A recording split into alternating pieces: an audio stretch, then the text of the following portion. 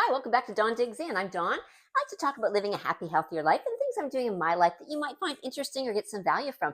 And today I want to talk about the worst ways to start a weight loss journey or a challenge. Now, there's a lot, and it's really important that we stick to a few basics when we're doing things like this. We need to have a plan. So, not having a plan is your first mistake. If you do not know what you are going to do, what you are going to eat, how much you want to lose, if you have not set yourself up for success, this will not be a successful journey. You need to make a plan. So the first thing you need to do is get yourself a journal. Now, this can be a dollar store flip book, anything that's easy for you to write down on that you can carry around with you that you could use every day. Could be something small you keep in your purse, you carry with you, could be on your phone in your notes, whatever you need to do to keep track of what is going on in your life. You also need to download yourself some type of a counter, either a calorie counter, a carb counter, a app for getting your steps for your fasting. Whatever you have decided to do in this challenge, you need to set up some accountability. Accountability is really important because if we don't set up accountability when we're doing a challenge, we're setting ourselves up for failure. And that is why I find the journaling so important. Now, I journal everything. It doesn't necessarily have to be just during a weight loss journey. I journal all of my workouts. How did I feel? How was my day? Did I want to do it? Did I feel energized afterwards? Was it hard? What level was it? Like, those are important things for me because I will feel different on different days. One day it's, oh, that was an amazing workout. And the next day, the same workout will be like, ugh. So setting yourself up for success is the first thing that you need to do when you are going to start a weight loss journey and want to get results. The second thing you need to do is get yourself a couple mantras. Okay?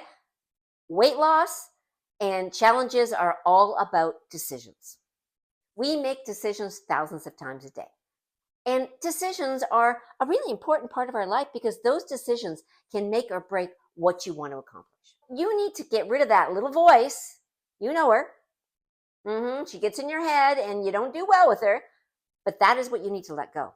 You need to get away from her and start listening to what you want to become. This is the metamorphosis, the transformation from the caterpillar to the butterfly, setting yourself up for success.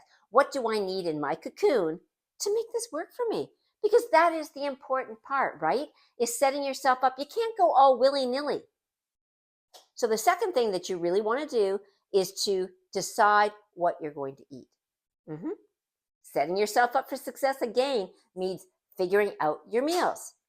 Whether it's just your meals for yourself, whether you have to feed a family, whether you use a boxed meal, whatever works for you, you need to set yourself up some meals that you can eat every single day.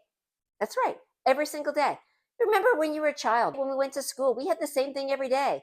You had cereal or whatever for breakfast. Lunch was always a sandwich, an apple, a cookie, a milk. And then you came home and you had dinner, which was usually meat and potatoes and a vegetable.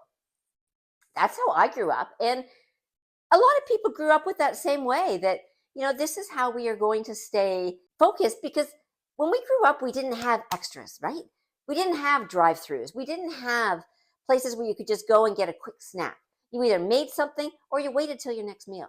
And most of the time, your mother would say you wait till your next meal. So this is really important, giving yourself a couple meals that you can eat without thought, that you enjoy and that work for your dietary needs. There's nothing wrong with having pizza, but how many pieces of pizza are you having? If you're eating a whole pizza, that's a different story. But if you were having 2 pieces, there's not a problem, okay? It's all about watching what you eat and the quantity of what you eat. 80% of your weight loss journey is going to come in the kitchen. The kitchen is the most important part of every weight loss program. You need to get out of the kitchen, or you need to get in the kitchen and prepare. Meal prep is huge. If you can prep meals, good for you. I do prep breakfast. That's the only meal that I do prep is I do make my protein waffles and I make 18 at a time and I have them in the freezer and boom, I just pull out 3 every morning, my 40 grams of protein and I am good to go. But that is a simple thing for me. Really simple for me to prep those and do them as I feel that I need to add them into my day. If I am finding myself needing a meal and don't really know, I'll pull out another 3. So having something that can be your go-to that gets you protein and at the same time is a healthy option for you is important. So you're not reaching for the mindless bag of chips, or you're not going through the drive-through because you're starving and you're getting the Big Mac and fries. These keep you away from that. Having simple things in your home that will work for that. Now, I'm a big believer in cooking and making my own meals, and I've never quite understood the eating out all the time. Um, I just have never understood it. We like to go out maybe once a week or once every 2 weeks, but it's not a regular part of our life. We usually cook meals at home, which are obviously much healthier than what you would get going out to a restaurant, right? Things aren't fried. There's not a lot of unnecessary oils and things in the food. And I just have some basic meals that I like. So you need to plan these things out. Plan out those basic meals that you like, whether it's the shish kebab. We like shish kebabs, and I make them myself. I go and buy chicken, pork, beef, and I make shish kebabs. Make a little marinade for them. Pull them out of the freezer. Boom. There's tonight's meal. Throw in a salad. You're good to go. A vegetable. Easy peasy. Planning. Don't leave yourself in that position of you have nothing for dinner. It's here. Oh my God. We're going to order or we're going out. That is the biggest mistake that you will make in any weight loss journey. You need to plan. So the journal I've talked about over and over and over is so important. Now I use whatever I have. I had this little book that I just started writing down in. And when I started my challenge, I put my starting weight, what I wanted to do, what my goals were, and jot all that down, because it's really easy to just let the day go by without accountability, because this is your accountability. This is you writing down what you are going to do and what you are going to be, and the only person that you are in competition with is you. It is you versus you. This is your you versus you book. Everything is in here. This is your life. This is where you tell all your secrets. Just like having a diary as a child. This is where you write it all down. What happened? Did I like it? Didn't I like it? How can I make this better for me? What will make it work better? Journal. Okay? Journal. Draw little glasses of water if you need to. Mark off your waters as you have them. These are important parts of any challenge. The kitchen, okay? It all starts in the kitchen.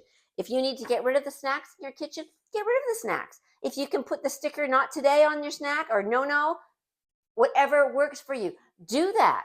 But you need to prepare yourself for how this is going to go. You also need to figure out what your workout is going to be.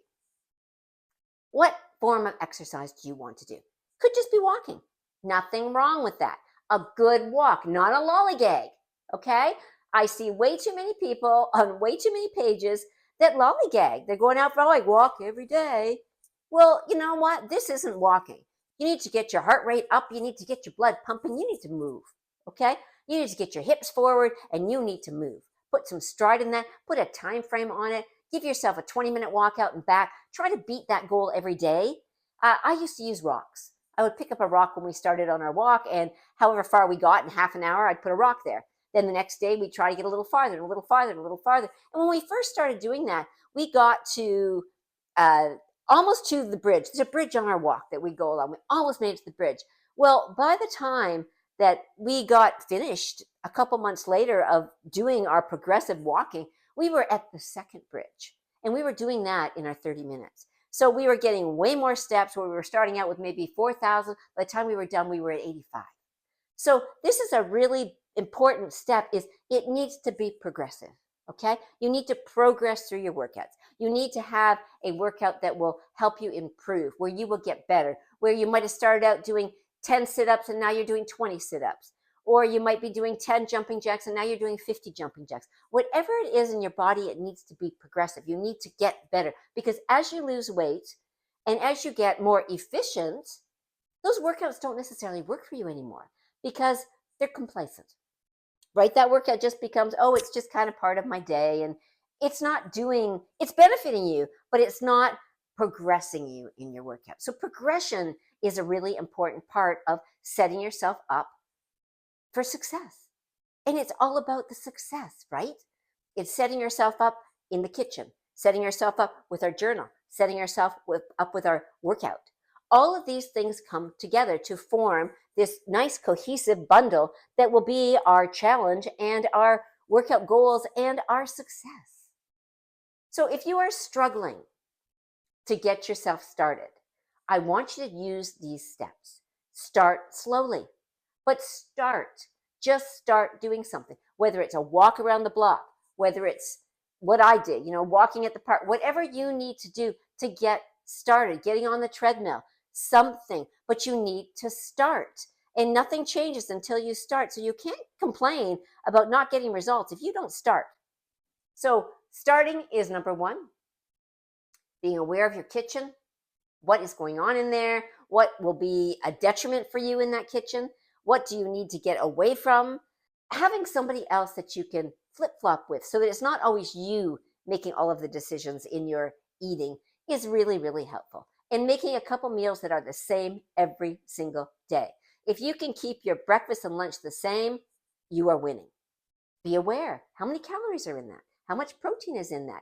These are important factors. You need to read. You need to educate yourself. If you decide that you want to start intermittent fasting and you just go on some intermittent fasting Facebook page and go, I want to start, I don't know where, I don't get it. Read.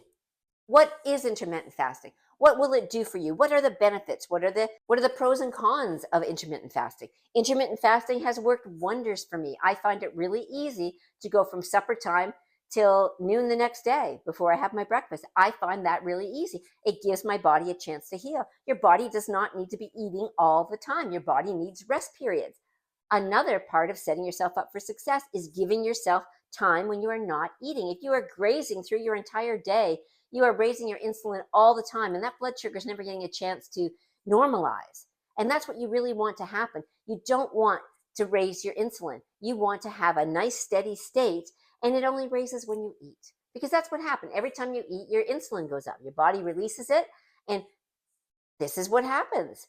So if you cannot eat so often, your body has a time to heal because it heals during times of no food. That's why it's so important to cut off your food 3 hours before you go to bed. That is when your body is doing its repair. We all know this. We've done it for many, many years, knowing that you should not go to bed on a full stomach. It's harder for your body. You know how you lie in bed and you're like, you can hear all these things. Giving your body a chance to have portions of time where you're not eating, like between breakfast and lunch and between lunch and dinner. Try not to mindlessly eat through the day. Be very aware and purposeful in your eating. Only eat when you are hungry. 9 times out of 10, you are eating because you're bored. I know, I do it. That's when my hand goes in the chip bag, when I am bored. It's not going in there just because I'm bored. Oh, well, let's have some snacks. Think about it. It all starts up here. It's all about your mindset. Getting your mind in the right space to do better things for you, right? And remember, the non-scale victories are just as important. Feeling better, getting better sleep, just eating better in general. If you aren't noticing big changes on the scale, but are noticing non-scale victories, that is part of your weight loss success. Non-scale victories. You can get really upset when you're not getting scale victories. And I know I do too. But when you start to think about what good things came out of this, what good things come out of each challenge that you do, you learn something about yourself. You figure out what you need to do, what you don't need to do, how things worked for you. And it's different for all of us, right? We all have different things that work for different people. And you need to find out your thing. What is the thing that will help you? What do you need to walk away from? What do you need to give up? Or what do you need to add? Start a list. Get yourself ready for the next challenge. Write down the things that you want to accomplish and how you think you need to get there. What meals you think you could eat on a regular basis. And I have like 5 days worth of meals that we have every week. Doing a challenge is not necessarily the time that you start a whole new routine. It is a time where you start to tweak. It is a time where you start to take away things. For some people, starting a challenge or a weight loss journey can mean an entire upside down of every single thing in their life. And it's really true. You may eat totally wrong. You may not exercise. You may only drink pop and not water or juice. Things that you know are not good for yourself. And this will be a complete lifestyle change for you, trying to get yourself into a mode where you need to be. So start preparing. You know you want to start a weight loss journey in a couple weeks. So start eliminating that sugar from your diet. Start eating the orange instead of the orange juice. Start drinking more water instead of the pop. Just start. Doing these small little things will add up. And if you have a lot of weight to lose, these are the things that will give you success. Slow, consistent changes in your lifestyle, in your eating, in your exercise will set you up for success and set you up for the next challenge that will be coming up after Thanksgiving and before Christmas. So start making a list. It's really going to help you in what you want to do, what your goals are, and set that aside. Start making it, set it aside so that you're ready for the next challenge so that you can pull it out and say, hey, I've already got my goals. I know I want to lose X amount of weight or X amount of inches. I know I want to eat better. I know I want to exercise more. These are the things that I'm going to do to accomplish that goal. And then you will have set yourself up for success to start our new challenge. So until I see you next time, I hope you have some amazing workouts. You are awesome. High five.